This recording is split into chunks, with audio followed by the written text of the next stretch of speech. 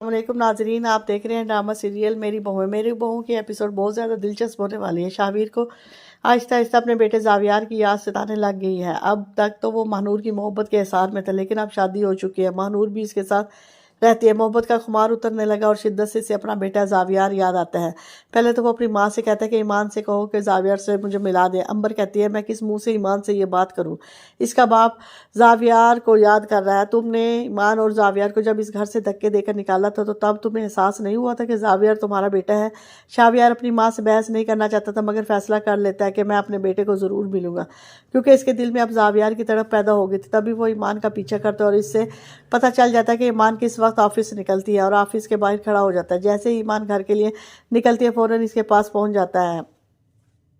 ایمان، میں اپنے بیٹے سے ملنا چاہتا ہوں۔ ایمان کو شاویر پر بہت ہی غصہ آتا ہے۔ شاویر کو سریرا ایمان کا راستہ روکنا اچھا نہیں لگتا۔ وہ تمہاری یہ حرکت ٹھیک نہیں ہے، اور کون سا بیٹا؟ تم زاویار کے باپ نہیں ہو، کیونکہ تم باپ ہو ہی نہیں سکتے۔ پتہ ہے باپ کیسے ہوتے ہیں، ہر دکھ سکھ میں اپنے بچوں کے ساتھ ہوتا ہے اور جیتے جی تو اپنے بچوں کو تنہا نہیں چھوڑتے۔ میں تو زاویار کی تمام تکلیفیں دیکھی ہیں، تم نے تو اسے گھر سے نکال کے بعد میں پیچھے مڑ کر بھی دیکھنا پسند نہیں کیا۔ وہ کس حال میں ہے اور کیسا ہے؟ اب تم کس حیثیت سے اس سے ملنا چاہتے ہو؟ اب یقیناً شاویر ایمان کو دھمکی دے گا، اگر مجھے زاویار سے نہیں ملاؤ گی تو میں مجبوراً کورٹ سے رجوع کرنا پڑے گا، جس پر ایمان بھی ڈٹ جاتی ہے، کیونکہ وہ ایمان پہلے والی ایمان نہیں ہے جو شاویر کے گھر ڈری سہمی ہوئی رہتی تھی۔ اسے پتہ ہے چھوٹے بچوں کی کسٹڈی ہمیشہ ماں کو ملتی ہے، اگر شاویر عدالت جائے گا تو الٹا خود ہی پھنسے گا۔ عدالت تو آرڈر دے دے گی کہ اپنے بیٹے کو اب منتھلی خرچ بھی دے، تبھی ایمان کہے گی کہ عدالت کے دروازے کھلے ہیں، شوق سے جاؤ۔ تبھی ایمان کو ارحم ایمان کو کہے گا اپنی زندگی میں آگے بڑھنے کا مشورہ دے گا اور خلا لینے کا مشورہ دے گا۔ ایمان کو پسند نہیں آیا۔ اس حرکت کے بعد ایمان سوچنے پر مجبور ہو جائے گی کہ انسان کے ساتھ جتنی جلدی رشتہ ختم کر دیا جائے تو بہتر ہوگا۔ وہ ویسے بھی یہ رشتہ اب کاغذوں کی حد تک بچا ہے۔ دوسری طرف مہک اپنی خواہشوں کی وجہ سے خود کو آگ لگانے والی ہے۔ پڑھی لکھی مہک عامل بابا کے چکروں میں پھنس گئی ہے، اریان اور ماں باپ سے پیسے لے کر برباد کر رہی ہے۔ یہ پیسہ ماہنور کی ماں عامل بابا کا نام لے کر مہک سے لوٹے گی۔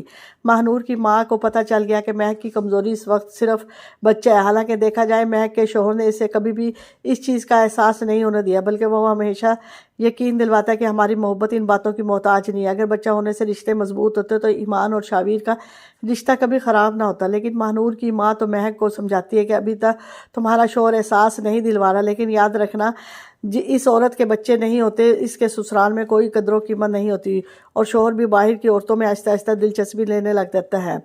مہک عقل مند ہوتی تو یہی سوچ لیتی کہ اس کی تو اپنی بیٹی نے شادی شدہ ایک بچے کے باپ کو اپنی زلفوں کا اسیر بنا لیا، اور وہ بھی بہو جس نے اس گھر کو سب سے پہلے اولاد دی، خوشخبری دی، اور وہی در بدر کی ٹھوکریں کھا رہی ہے اور اپنے بچے کو پالنے میں مجبور ہو گئی ہے۔ بہرحال ماہنور کی ماں مہک کو چوری چھپے کامل بابا کے پاس لے کر چلی جائے گی، کچھ پیسے عامل بابا کو دے کر کچھ اپنے پاس رکھے گی اور اس کو وہاں سے تعویذ دلوائے گی۔ عامل بابا کہے گا رات کے اندھیرے میں تم نے ان تعویذوں کو جلانا ہے، اور مہک چوری چھپے کچن میں آئے گی اور سب سے پہلے تعویذ ابھی جلا ہی رہی ہوگی کہ پیچھے سے آصف صاحب کچن میں داخل ہوں گے اور سوچیں گے کہ کچن سے یہ عجیب سی اسمیل کس چیز کی آ رہی ہے۔ مہک کو کچھ جلاتے دیکھیں گے تو پریشان ہو جائیں گے، یہ مہک کیسی حرکت کر رہی ہے، جبکہ آصف صاحب کی آہٹ اور آواز سن کر ڈر جائے گی۔ ادھر جلتے ہوئے تعویذ کو پھونکوں سے جلدی جلدی بجھائے گی۔